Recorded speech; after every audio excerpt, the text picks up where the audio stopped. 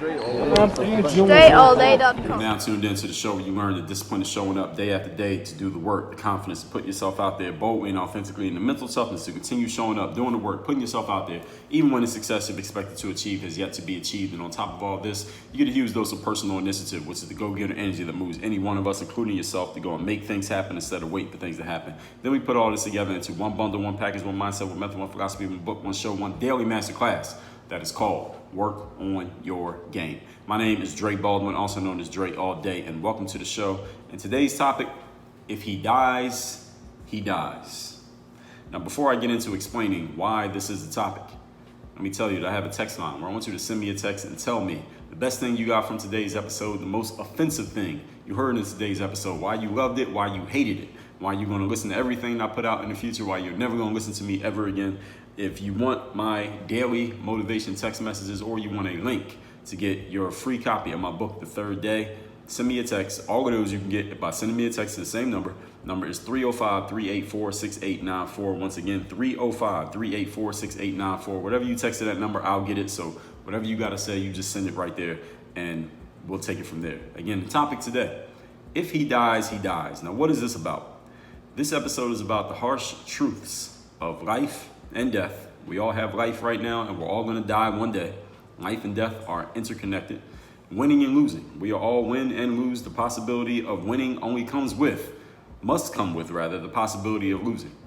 And the fact that these realities cannot and will not be eliminated by anyone or anything. So we're going to talk about some harsh realities that maybe we ignore or try to avoid mentally or bury in the deep recesses of our minds on a day-to-day basis. Today, we're going to bring them to the front lines and we're going to talk about them directly. So let's get to it. The topic once again today, if he dies, he dies. And that's a quote that I grabbed out of the Rocky movie, by the way, for any of you who don't know where that quote comes from, but it's fitting and it's perfect for what we're going to talk about here today. Point number one, I like watching sometimes when I'm either on social media or on like YouTube, I watch these videos of animal life. And I don't think I'm the only one because I see these videos are very popular when the ones where the predators are hunting and catching their prey. And there are some really good ones. Like I like a lot of the ones that I see often are with the land animals, like the big cats, like tigers and cheetahs and panthers and what's the other ones? Jaguars going and hunting down and catching their prey, like catching the deer and the elk and the bison and whatever other animals they like to hunt and catch. Those are good ones. And sometimes they hunt each other. Like I seen one where a lion hunted down a cheetah and killed the cheetah and ate the cheetah. And so the land ones are good. I like watching the air ones, like where the birds are attacking each other. And there's so many species of birds, it's crazy. But those ones are harder. I think those are harder to capture on camera because a lot of times they're happening in the air, and I think it's just harder for people to capture those. But the ones with the land animals, those get caught all the time. And the water animals, specifically when the lizards, like the alligators and the crocodiles, catch animals. Those ones are like those are, I guess you call the most gut-wrenching ones because you can't even see it coming. It's one thing if I'm a gazelle and I see the lion is about to start chasing me and I start running and the lion catches it and kills it. At least you were trying to run away. But I seen one where it was these cheetahs. It was 3 cheetahs and one of the 3 of them went to the watering hole or the little pond to drink water. And the crocodile or alligator, I can't tell the difference between the two, but whatever. The alligator, the alligators, they coast like right under the surface of the water. And you can see the alligator's eyes like poking up from under the water, but I guess the cheetah did not notice. And the alligator comes right up to where the cheetah is drinking the water and snatches it right off the ground and pulls it underwater, drowns it, and obviously probably had itself a good meal. But I like watching those videos where the predators are hunting and catching their prey. And again, if they're hungry enough, might even catch and kill each other. And the crocodiles are the most intense ones because you don't even see it happening. You don't even know that the animal was coming after you and it grabs you and then it's over. And the way that the animals do each other in the wild and they're killing each other, and they all know, I guess they can't think on a level that humans do, but they all know on some level that they always have to be on alert, especially the ones that are prey, even the ones who are not necessarily always prey because they could get hunted down by an animal who's hungry enough at any given moment. This is the purest form of engagement. You know why? Because animals don't rationalize. Animals do not craft stories in their heads to make a situation that is not too good seem better than it actually is. Animals don't claim to know what's best for any other animals. They operate based on one thing, their basic survival instincts and making sure that they stay alive. And that is both the predator and the prey, because the prey has to stay alive by being so on alert that they don't get caught by a predator, and the predator stays alive by being so on alert for where they can catch some prey, because if they don't catch any prey, the predator is going to die. All right, a lion is too unsuccessful in hunting for a long enough time. All right, that lion's going to die of starvation. Eventually, that's what happens with lions who don't get killed any other way. They die of starvation because they're too old to hunt and catch anything anymore, and they end up just dying out. I saw this video on Instagram, and there's this guy he's a big-time wildlife photographer, and he had this video that he posted. This is maybe 2 or 3 years ago, and he was in the Arctic, and I guess he likes shooting video and taking pictures there because he always posting pictures of like glaciers and penguins and seals and dolphins and whales and things like that, and also polar bears. And he had this video of a polar bear. The video was only a 60-second post on Instagram, and it was a polar bear that didn't even look like a polar bear. And the only way you could tell it was because of the white fur, but you could see the ribs. You could see the ribs of the animal through its coat because it was so skinny, and it was pretty close to dying. And he had captured it right at this perfect moment where the polar bear is just walking, and is walking really slow, and you could tell that it's very weak, and it hadn't eaten in a long time, because I guess, and what he was saying in his caption, and you see the polar bear walk a few steps and then it just lays down on some rocks, and it looks like that might be it. It looked like it might be the exact moment of death for this polar bear. And the narrative that he had in his caption was that because of the things that human beings are doing to the environment, or the things that certain governments are not doing to save the environment, that there's not enough ice and these polar bears can't survive, and this is why many of them are dying out. Now, who knows why this particular polar bear died? Maybe it was just an old polar bear. Maybe it just was not unsuccessful in hunting, and it just died because it would have died anyway, regardless of the glacial reductions or global warming or whatever point he was trying to make. He was just using that post to make his bigger point. And some of the people were in the comments angry at him and saying, well, why are you filming the polar bear dying? Why don't you go help it and feed it? And he was responding, letting people know, like, no, he didn't say it in these words, but he said, no, you idiot. You're not allowed to feed wildlife. If a human feeds wildlife, then how are they ever going to learn how to hunt for themselves and do for themselves? That's the very point of me filming it, is showing you that these are the kind of things that happen.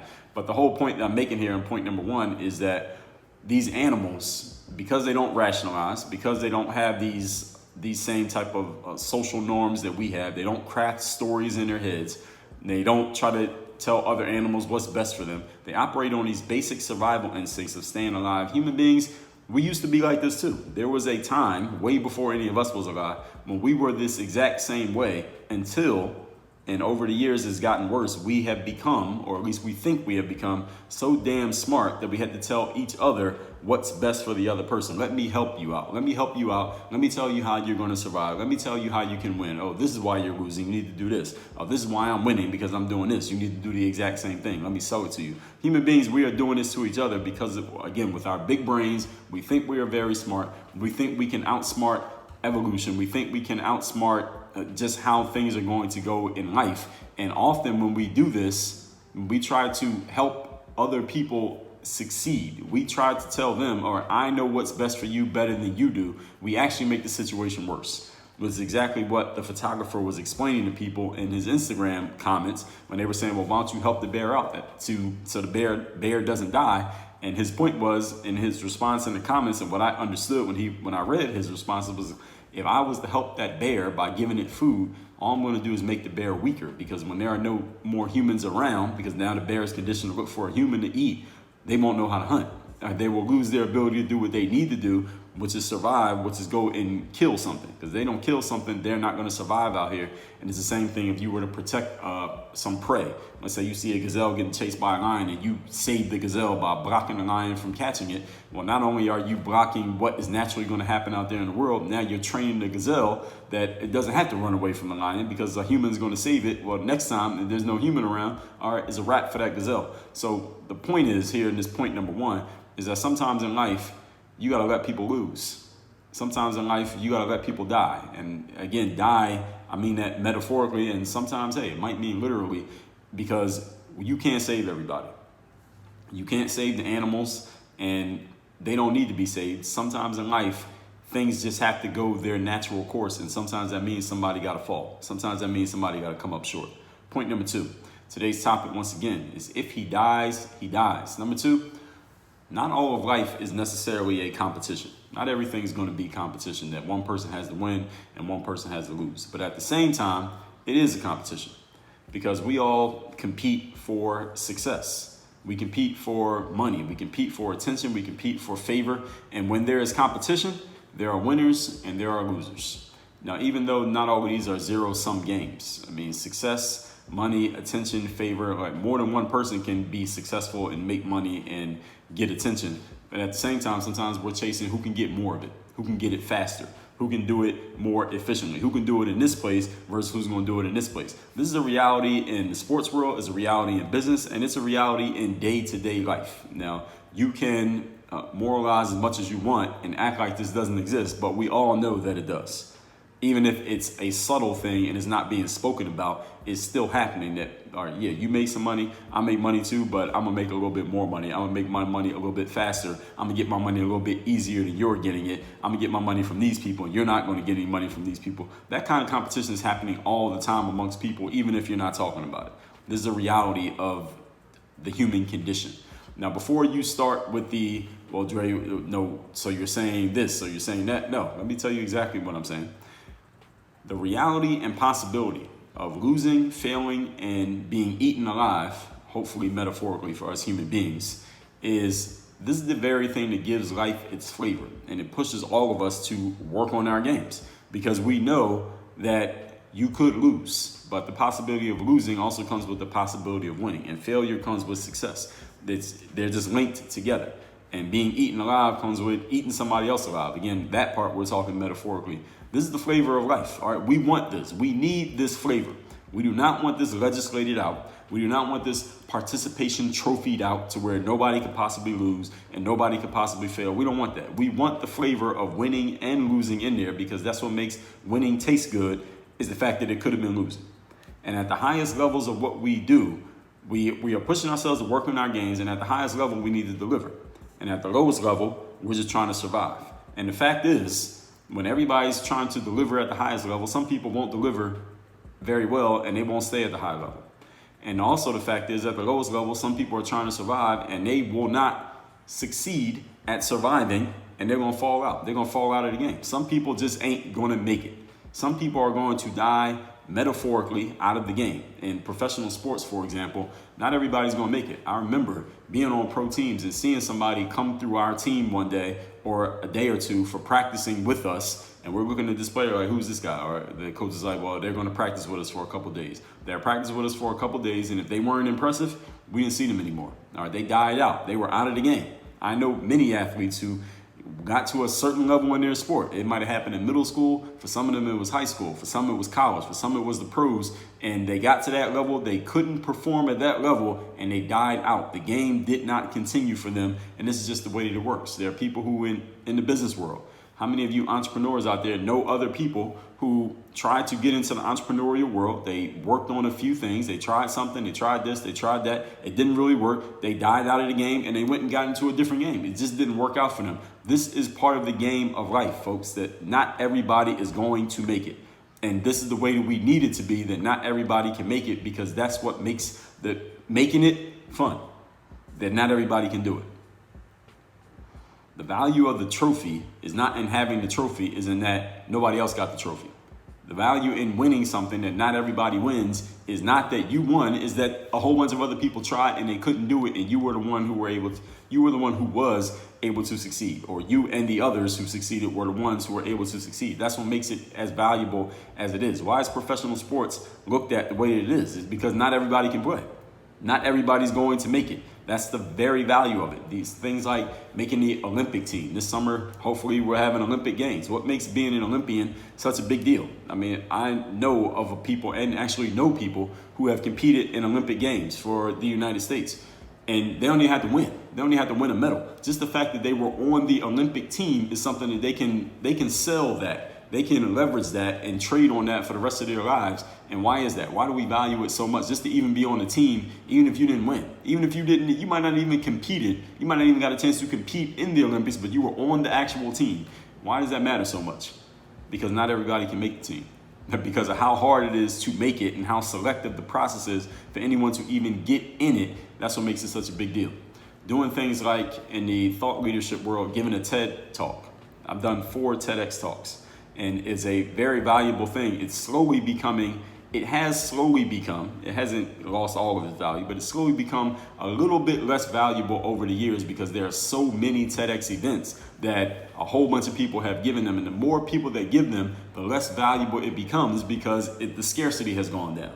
Now, if it was more selective and fewer people were able to get it, then the value would stay up. You look at things like in the professional sports world, players making the Hall of Fame. They just recently announced a bunch of new players were going to be inducted into the Basketball Hall of Fame. And I was looking at it and I was kind of disappointed with the list of players who got inducted because I'm like, that guy, I mean, he was a good player. He did his thing and put up his stats, but the Hall of Fame, like, I'm not sure we could discuss the history of the game and even the era this player played in without even mentioning this guy. I'm not sure they should be in the Hall of Fame. But this is the very point. For people who are purists of things like that, they talk about this. And it's harder to talk about it these days because we have this, this victimhood culture and this participation trophy culture that if you say anything possibly negative about a person, everybody is like, oh, how you going to say something bad about them? And everybody has to be talked about in a positive way. But sometimes we got to talk about things that are not good as they are. This is not good. I don't agree with this. This person was cool, but they weren't that great. And anyway, the whole value of the Hall of Fame is that not everybody can get in it. But if they're letting everybody in it, metaphorically speaking, then the value of being in it doesn't mean anything anymore. You understand what I'm saying? And this is the winning and losing of life that we all have to accept. And this is something that I feel like there's a faction of people who are slowly trying to push this out, but I'm going to push back, okay? Some people ain't going to make it. Some people are going to fail. Some people are going to die out metaphorically, and everybody at some point is going to die out literally. Some people will survive, and that's as far as they're going to go. Others are going to thrive, and they're going to prosper. Now, unlike in the animal world, most of these outcomes that I'm talking about do not require us hurting or killing each other in order to get our outcomes. But these are realities that are going to occur one way or another. Point number 3. Today's topic, once again, is if he dies, he dies. Here's the reality, folks. Some people are going to fail in life, and there's nothing you can do to stop it. Now, these people that I'm talking about, when I say some people, some of them are going to be your family members. Some of them are going to be your friends. Some of them will be people that you used to be cool with and hang with every day, and you're going to lose touch with them in 10, 15 years from now. You're going to run into that person, and life has kicked their ass all up and down the street, and ain't nothing you can do to stop it. This is just how it is. No matter how much you try to raise the floor, metaphorically speaking, for people who are coming up short in life, some people are just going to come up short because that's just what's going to happen with them. It ain't your business, and you can make it your business if you want to try to keep them from falling the way that they've fallen. All you're really going to do is precipitate your own fall by the law of association. You can't save everybody. You ain't Jesus. You can't make it impossible for other people to fail. All right, no way. The fact that some people can succeed means some people are going to fail. This is just the yin and the yang and the balance of life. I told you the story about the Instagram photographer showing the video of that skinny polar bear dying out. All right, this is just what happens. In animal kingdom, we look at it in the raw way like that. In the human kingdom, people are failing the same way that polar bear was failing, not necessarily dying in the street, skinny with their ribs touching, like ribs showing like that, but it happens in the exact same way. But what happens in the human world as opposed to the animal world is that we get humans who say, well, this is wrong, and here's who we need to blame for it, and here are the things that we need to do in order to fix it. All you got to do is vote for me. All right, it doesn't work. All right, people have been pushing these ideas and selling you these stories for decades. It's always going on. We call it politics. It does not work. It's never going to work because this is just the balance of the universe, that there will be failures in life. Some people say that the minimum wage or the prices of certain things need to go up so that everyone can, quote, earn a living wage. Have you heard people talk about this? Well, we got to raise the minimum wage to $15 or slowly bring it up to $25 so everybody can earn a living wage and everybody has enough money to just afford basic food, clothing, and shelter. I look at things another way, slightly differently. I say you keep things where they are, and you know what that's going to do? That's going to force people to either adjust by improving their skills so that they're not worried about what the minimum wage is. They can earn more than that, or they're just going to lay down and they're going to die. They're just going to lay down and die, and they're going to crumble up and fall off. And this is just the way that it works. All right, the whole purpose of the seasons in life is the winter clears out the stuff that needs to be gotten rid of, and the spring brings new life. And this is just the way that it works in life. Again, if he dies, he dies. Point number 4. Today's topic, once again, as I just said, if he dies, he dies. And just to be clear, for everyone here, I'm not speaking from this position of a person who has lived his whole life on some high perch and everything has worked out perfectly for me. I've had more jobs in my life than most of the people who are listening to me right now. I've been hired and fired more than most of you. I've also been selling myself and my products for nearly 20 years. And sometimes it has worked and I've sold stuff and done well, and sometimes it hasn't worked and I sold nothing and need to figure things out. So I know what it feels like to be at the floor level. I also know what it feels like to be a little bit higher up, at least a few floors up. Working on my game is how I solved it whenever I found myself in a position of, all right, this ain't working. Let me try something else. All right, that didn't work. That was a bad idea, like we talked about a couple days ago. So I know what it feels like to be at different levels of this scale. So if someone had raised my floor when I was at that floor level, you wouldn't be listening to this show right now, because I wouldn't have needed to work on my game. I wouldn't have needed to get better. I wouldn't have needed to force myself to improve. So when the floor exists, the very point of the floor being there, people like myself and maybe people like yourself, showing people who are at that level, who feel like they're at the bottom, feel like things are not quite working for them, hey, here's how you build yourself back up. Here's how you work your way back up. But if we start handing it to people and raising the floor for them without forcing them to work on their own games, they will not become self-sufficient enough to help themselves. So even if you raise the floor for them, they're going to fall right back down. Why? Because they don't know how to keep what they have. They have not developed the human capital like we just talked about a few days ago. Without that human capital, doesn't matter what you hand somebody, they will find a way to blow it. All that being said, recapping today's class, which is, if he dies, he dies. The harsh truth of life, death, winning, and losing. Number 1, I like watching those videos of animal life where animals go and hunt each other and kill each other and eat each other, because the animals, we are all animals as human beings. It's just basic survival instincts for the animals. The predators have to kill to survive. The prey have to stay away from getting killed to survive. Human beings, we used to be like this at the same way, and then our deep basic wiring was still like that, but we have become so damn smart with our big brains that it's hard to tell, that we start to tell each other what's best for, we start to tell other people what's best for them when we haven't even figured out our own selves yet. Point number 2, all of life is not necessarily a competition, but at the same time it is. We compete for success, money, attention, favor. Even if there is an abundance of these things, we compete to see who can get it faster, who can get it better, who can get more of it. This is a reality of sports, business, and life. And this is what I'm saying here, is that the reality and possibility of losing and failing or being eaten alive is what gives life its flavor and what moves us to go and work on our game. Some people will fail, some people are going to survive, and we just need to leave it like that. And some people are going to fall off, and we got to let them fall off. The reality is, point number 3, the reality is when some people fail, you can't stop them from failing. No matter how much you try to raise their floor or make it impossible for them to fail, they're going to fail anyway. All right, the story of the Instagram photographer showing a skinny polar bear with his ribs showing, laying down and dying right there on camera. This is the reality of life. It happens with human beings as well. And it doesn't mean anybody has done something wrong. It doesn't mean the government has failed. It means that person has failed. That person, maybe they were failed by other people, but that person, they have free will. They didn't work on their game. They didn't develop the game they needed to develop to raise their own floor. And this is the fate that they are susceptible to. Now, if you want to go and help them out, I'm not saying there's anything wrong with that. At the same time, people have to develop their own human capital. Without that human capital, people are going to fail. And you can't force someone to have human capital. You cannot force it. You can give someone tangible capital. You cannot force someone to have human capital. And if someone does not have human capital, doesn't matter how much tangible capital you give them, they will find a way to blow it.